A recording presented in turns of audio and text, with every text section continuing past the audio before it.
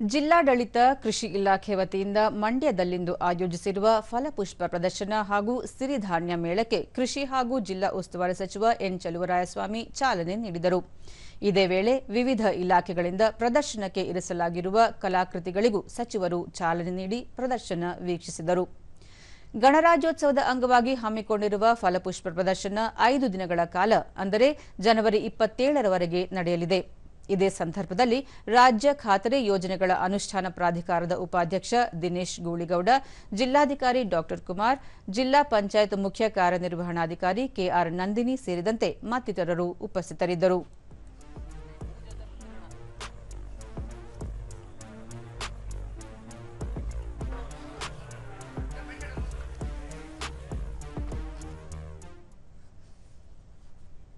ಬಳಿಕ ಸಚಿವ ಎನ್ ಚಲುವರಾಯಸ್ವಾಮಿ 2.5 ಲಕ್ಷಕ್ಕೂ ಅಧಿಕ ಹೂಗಳನ್ನು ಬಳಸಿ ವಿಶೇಷವಾಗಿ ಫಲಪುಷ್ಪ ಪ್ರದರ್ಶನ ಆಯೋಜಿಸಲಾಗಿದೆ.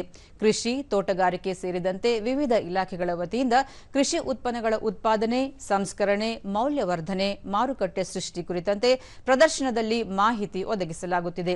ವಿವಿಧ ಇಲಾಖೆಗಳಲ್ಲಿ ಲಭ್ಯವಿರುವ ಸೌಲಭ್ಯಗಳ ಕುರಿತಾಗಿಯೂ ಪ್ರದರ್ಶನದಲ್ಲಿ ಒತ್ತು ನೀಡಲಾಗಿದೆ. ರೈತ ಮಹಿಳೆಯರು ಉದ್ಯಮಿಯಾಗಿ ರೂಪುಗೊಳ್ಳಲು ಲಭ್ಯವಿರುವ ಅವಕಾಶಗಳ ಬಗ್ಗೆ ಕಲಾಕೃತಿಗಳ ಮೂಲಕ ಜಾಗೃತಿ ಮೂಡಿಸಲಾಗುತ್ತಿದೆ. ಸಾರ್ವಜನಿಕರು ಇದರ ಸದುಪಯೋಗ ಪಡೆದುಕೊಳ್ಳಬೇಕು ಎಂದು ತಿಳಿಸಿದರು.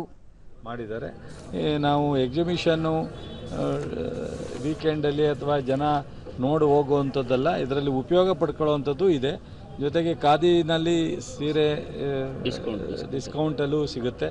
ಈ ಥರದ್ದೆಲ್ಲ ಉಪಯೋಗ ಇದೆ, ಅದನ್ನು ಪಡ್ಕೋಬೇಕು ಅಂತ ಹೇಳ್ತೀನಿ.